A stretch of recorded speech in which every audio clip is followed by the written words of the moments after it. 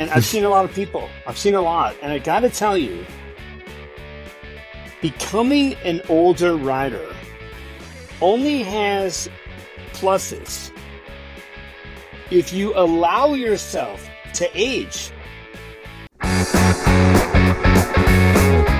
Lube your chain and pump up those tires. It's time for Aging on Dirt, where we defy expectations one pedal stroke at a time. We age, but we don't have to get old, and we all want to experience the joy of mountain biking as long as possible. Are you starting to ride at an unreasonable age, getting back into it after a long layoff, or just wanting to extend how long you'll be riding? Then you're in the right place. And now, your host, Joel Zeeve.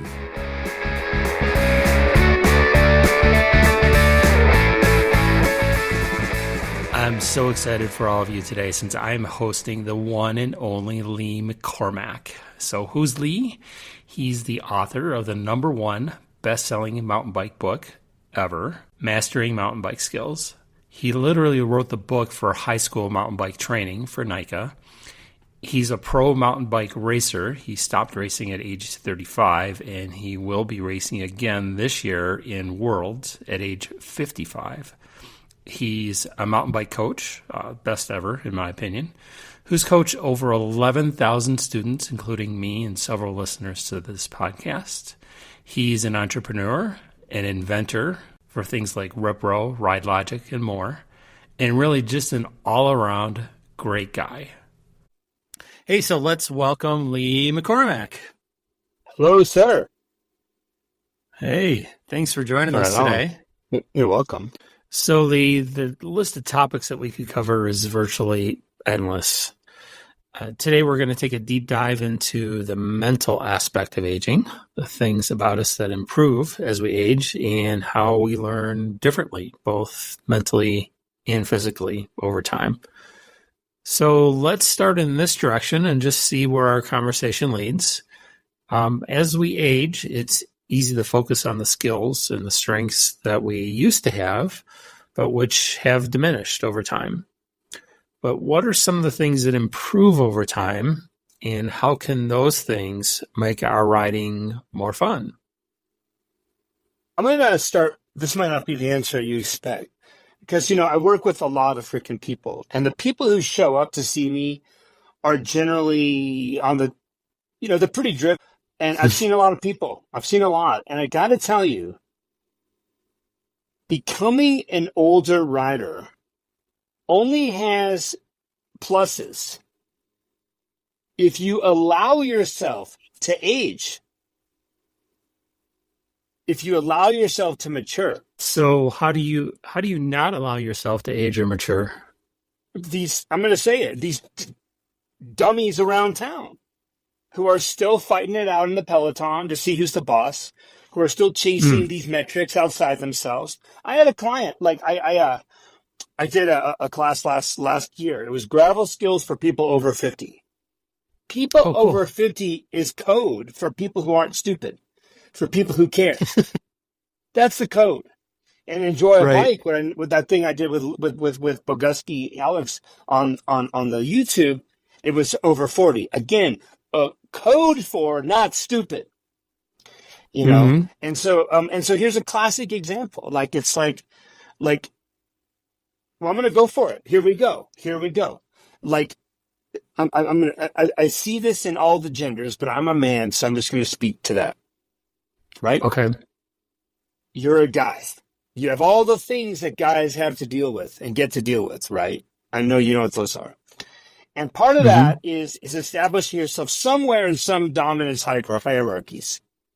Right? Oh, absolutely. And so if you're a business person and like you or me who runs your own business, well, guess what? You get to be at the top of your dominance hierarchy, don't you? Right? And Well, of course, most people are targeting to get there anyway. Yeah. Yeah, people, most people, some are made to go there and they're going to drive that direction. So then let's just say, we all need to deal with ourselves, with our internal pain, whatever trauma we have, because we exist, we all have it, the separation from our true nature, that kind of thing.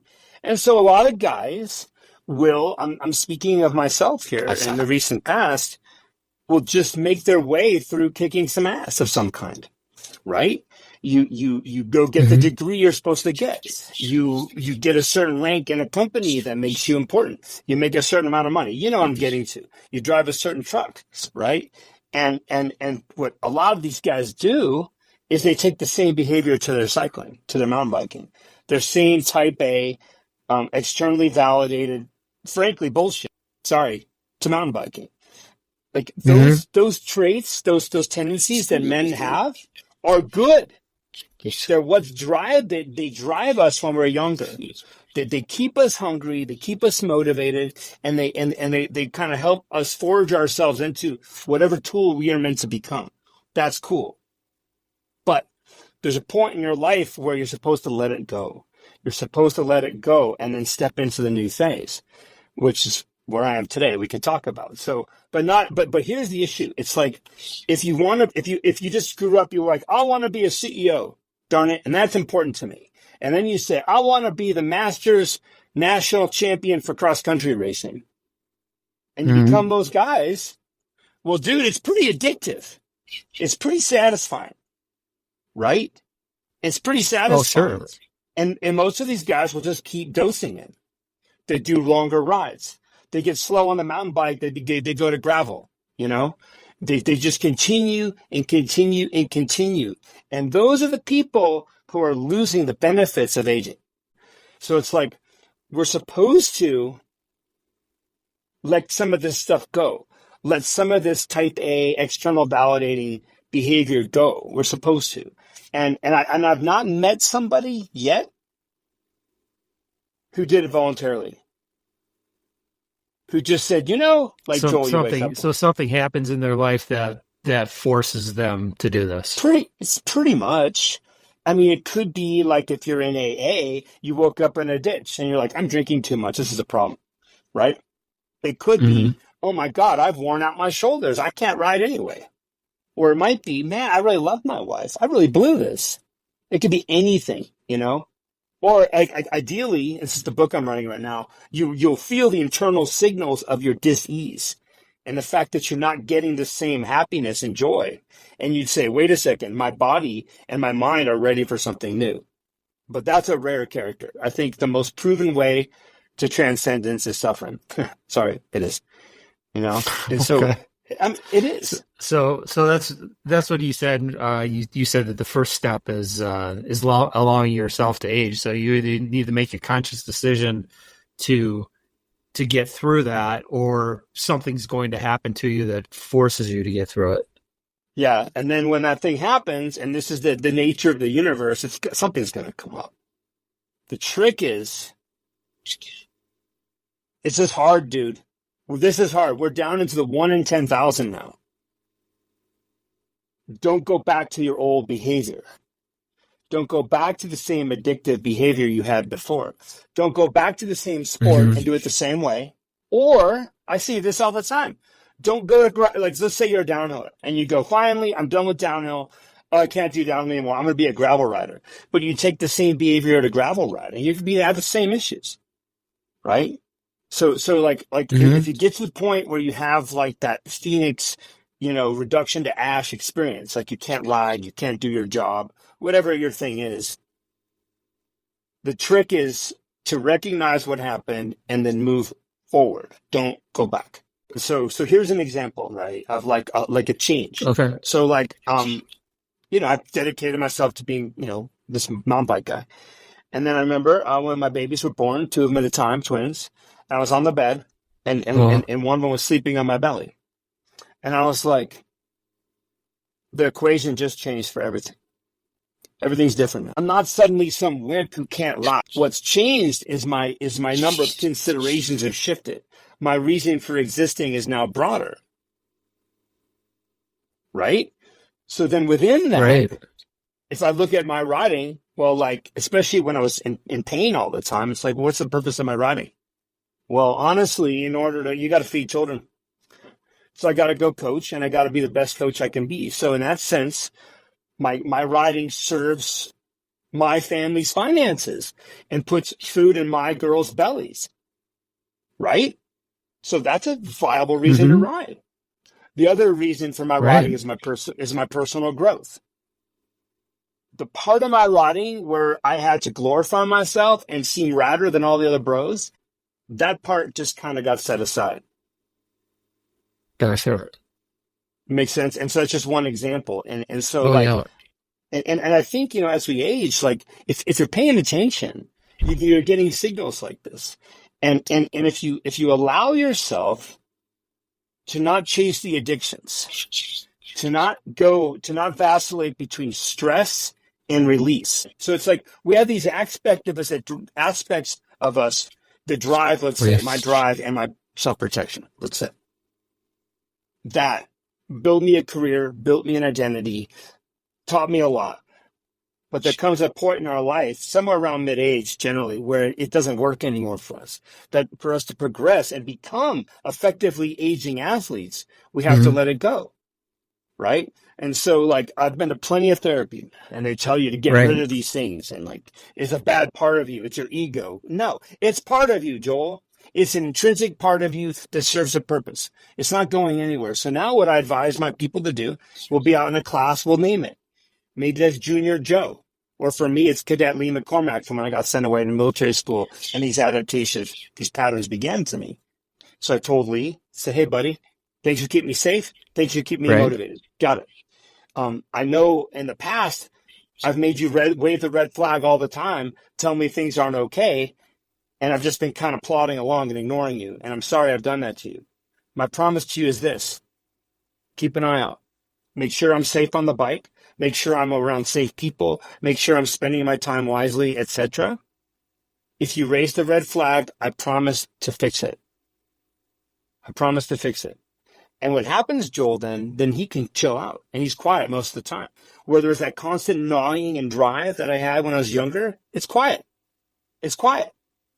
And then that leaves room to hear my actual inner voice, the intuitive voice. And so that has been making aging cool. Like that's been cool. And then it gives you the ability to like appreciate little things. So listen. go back to the original question, which was the strengths that we have as we're aging.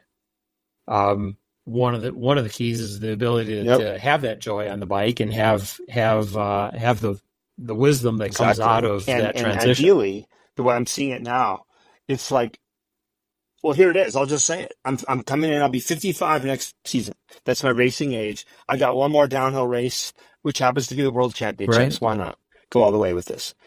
And That's so cool. We're going to keep the skills that we've gained over a life of toil. We're going to keep them. I'm going to keep all my riding skills, my interpersonal skills, everything. I've earned it all. And I just get rid of some of the BS around it. So now we have this amazing toolkit that we've developed over 50 years with that, like you said, the wisdom and the softness of a slightly older person. So you can, really enjoy it. So that if you get dead last in Australia in May, you get to the bottom and your partner's there and you hug it out and it's beautiful. And a year ago, I thought I couldn't even ride a mountain bike ever. It's a freaking win, right? But then the paradox, that's a freaking win. I win. I thought I couldn't mountain bike again. You should see my surgeon. He's hysterical. He's decided now. But then this is the paradox of it all. When you release that ego-y tension, that controlling thing, the thing that drove you to that ceiling, when you release it, there's no more ceiling. And if you care about riding a bicycle fast, if your metrics are, let's say, point A to point B speed on a downhill run, that's how you're fast. Like, that's the paradox of this whole thing. It's like all the stuff that we thought was going to make us win when we were younger doesn't. It gets you pretty good. But as long as you hold on to that hardness, that harshness, that drive, that pointiness, there's a ceiling. And now that my ceiling is opening up, I have no idea what's possible. And like a couple of years ago, before my shoulders, I've done a bunch of personal spiritual work, let's say. I went out and PR'd the local downhill, the one I had a KOM on when I was young. It's insane. So like the biggest day for the maturing rider is for the people who are brave enough to go through the death of self and to become reborn in a cleaner way.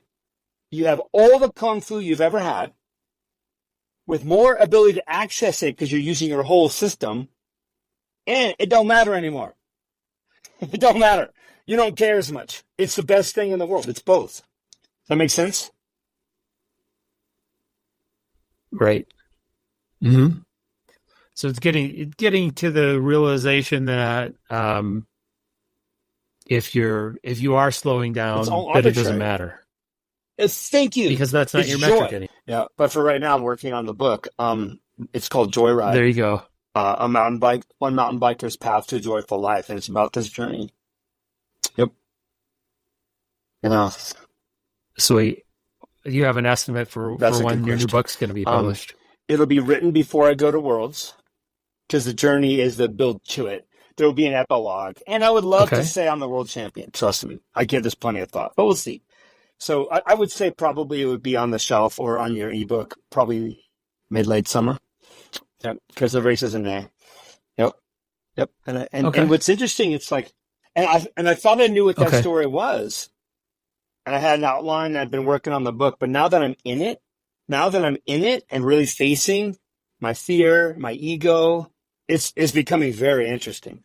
And so it's telling me what it wants to be. It's really interesting. Got that. And I'm loving riding my bike, dude, more than I've ever loved it. It's the best. Okay, great.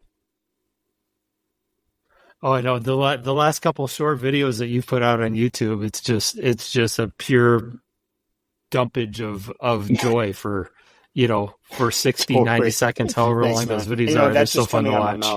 When I'm in it, I have no idea what I'm saying. I have no idea. It just comes. It has no. I have no idea. Sure. So thank you for that. So, yeah, it's an opportunity to get way more out of your riding as we get older. Way more. And just from being, honestly. Just existence feels better. Yeah. Okay. So let me change gears on you now. I've thought about this myself, and I had some of my listeners bring this up too for something to talk about. And I'm just going to relate to some of my own personal experiences. It seems like as over time, the way that we learn or how quick we learn changes. So again, I'm tapping on you because of how long you've been teaching and coaching and the number of students that you've had. But just for me, for a couple examples, because I've got an IT background also. So I used to be able to jump on a new program or a new app and start using it and figuring it out like that. And now I find that things aren't sticking or clicking as quickly as they used to. And I think we can all relate to, going back to high school and you're learning a new language. I actually took 2 years of Latin in high school. Don't ask me why. But learning a language came much easier than it did when we were in high school than it does now. If you're trying to pick up Spanish because you're going to Mexico for a vacation or something. So I'm just wondering what you've seen as far as the skills on a mountain bike, as far as the students that you've had and the ages that they're at, for how learning changes with us as we get older. I would say I've read a lot of the stuff, about it, and I'm familiar with this idea that we become less plastic as we get older. But when I'm familiar with that, but I'm in my experience, we're not less plastic. We can learn like crazy, and there are certain factors that help. One is being open-minded. Okay. One's being open-minded, and what I see that completely shuts people's ability to learn down is a low sense of self-efficacy and self-deprecation. If you come in with that, wait, and that's why I yell at you. I'm like, you're on the clock, son. I don't want to hear that from you, Joel. You're a beautiful Good. man. Let's go ride. Right? Uh-huh. I don't want to hear it.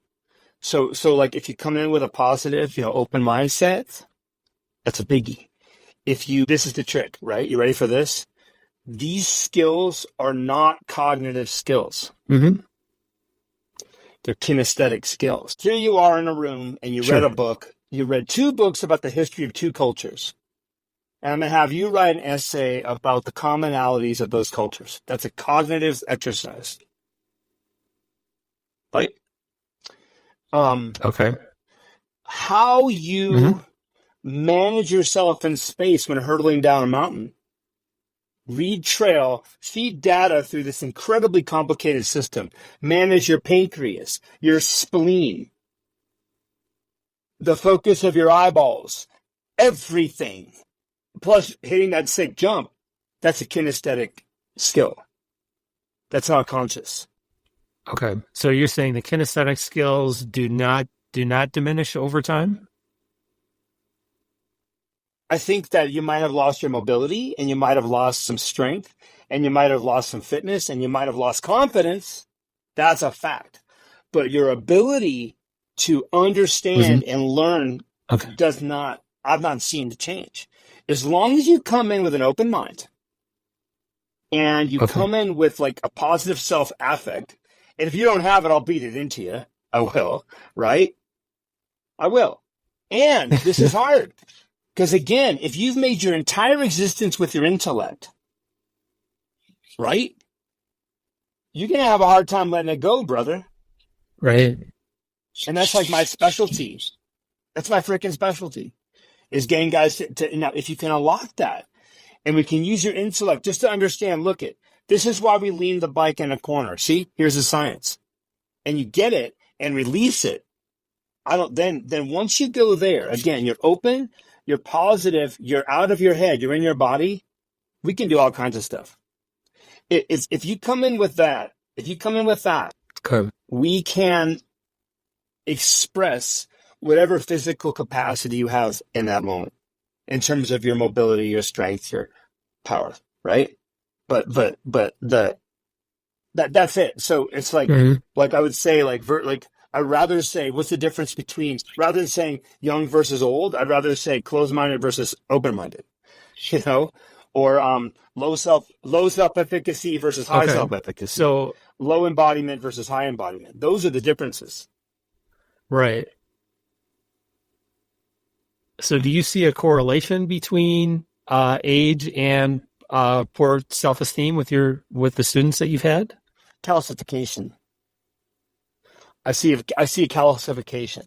Now, like some of the people who've already gone through some personal work, they'll come to me and they'll be pretty ready, and you seem to me like someone who's done something just by talking to you.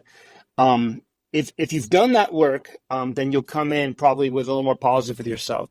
But if you've allowed the habits of thought that you formed when you were a little kid, when it's not your fault, to remain into your 50s or 60s or beyond, then you're worse off. You're more calcified. It's been running for longer. Mm-hmm. Yep. Okay. So it's a function of how long it's been running, not necessarily how. Not necessarily how old Boguski is a good example. Right. From Joy a Bike, of a guy he's a talented athlete. I mean, he is, and of course he doesn't really have to work. He's got time, so he's like, I'm going to learn some BMX skill. He'll go learn it. And he's got the high self-efficacy. He's got the open-mindedness, and he's very embodied person physically. So that's an example. He's coming up on 60. And the other thing too, and this is more practical. In general, most older people don't want to get hurt. In general, and they're less likely. Yeah, they're less willing to just send it and see what happens. In general, so that's good. That helps me with classes, because a lot of times with the younger guys, I got to beat them up to get to the point where they understand. Look, dude, you don't know what you're doing. You're in danger here. It's usually a quicker sell for an older rider. Older riders are generally a little more thoughtful. Okay. If you've got an older rider that's to the other extreme, that's so cautious that they're unable to pick up the new skills. Yeah. So this is what I do. How do you coach And again, them? most of the people who come to me are cognitively driven people, analytical people. Is what I'll do is I'll say, okay, Okay. I understand. I was that guy. I get it, 100%. I will create. I have a whole curriculum, right? So I'll just create so many successes for you that you believe them. Here's how you hinge, Joel. Here's how you hinge. Good hinge. Do with your left foot forward. Awesome. Do with your right foot forward. Awesome. And what I do is I tell you, I say, now listen to this, Joel. You are neuroplastic at this age. You are.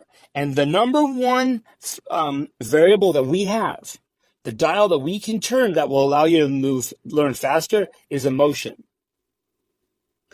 And we all know from trauma that if something terrible happens, it's permanent, isn't it? But the same thing can happen with positive stuff. Right. You don't remember the so-so days.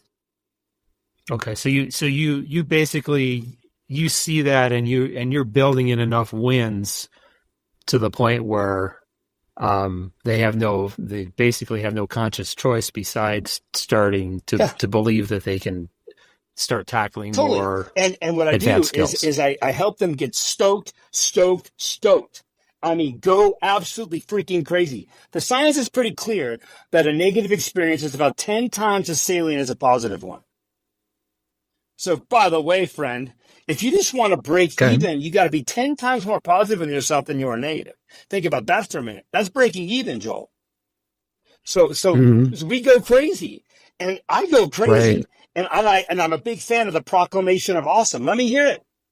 Go crazy, and then you're making these novel neurological connections in the presence of these chemical markers. That's what's happening, and later on, your body models that pattern faster. That's how we learn fast. And I just and that's one cool thing about the metric being joy. Because if you come to me and your metric is an 80-foot double jump with a backflip, we might not get that today. Right? But we could be in this parking lot right here, and I freaking guarantee I can get you to hinge, I can teach you to brake, and I can get you turning better than you ever turned. And it's going to be amazing. I'll help you go into your body and appreciate what that feels like. And then we build on that. Yep. And generally, like in a year or so, if you work it, your riding's really good, but conscious. If you're paying attention, it's really good. And if you continue, a guy your age, our age, year 2, you have no idea what you're doing. You're just that guy. And then what we'll do, it's like a martial art. Then I'll get you and we'll start over again. We'll do another spiral. Yep. But if someone if someone's uptight, if someone is cognitively overdriven, I learned this a long time ago. I'm not going to tell you to relax and trust it. That's not who you are. You don't even know what I'm talking about. Right. It's like telling your wife or your girlfriend to calm down. It doesn't work. Right. Yeah, let's pour out a beer for that one. I know, exactly. That's exactly right. So I'm like, this is how you're built. Like mountain biking is very democratic in terms of your ability to go out there and with any body and do stuff. It's great. And then if we're searching for joy, if we're looking for little tiny wins, if we're looking for any moment where you're like, wait, like you have this thing that's like, I can't do this. This energy's collapsed around, I can't do this little jump.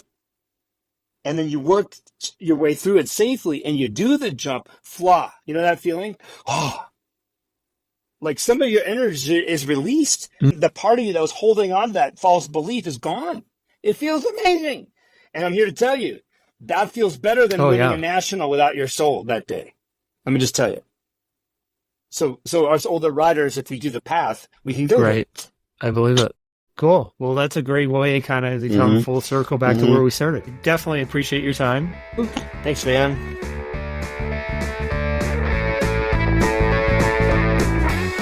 Well, that's another lap around the bike park for Aging on Dirt. I hope you've learned something and or found this entertaining. Most importantly, go out and apply what you've learned so you can experience more joy on your bike. Remember, Joel wants your input. What topics and or guests do you want to hear? Reach out to him where you're listening to the podcast, on Facebook, or find his email/phone on his coaching website, jz mtb.com. Until next time, have fun and be safe out there.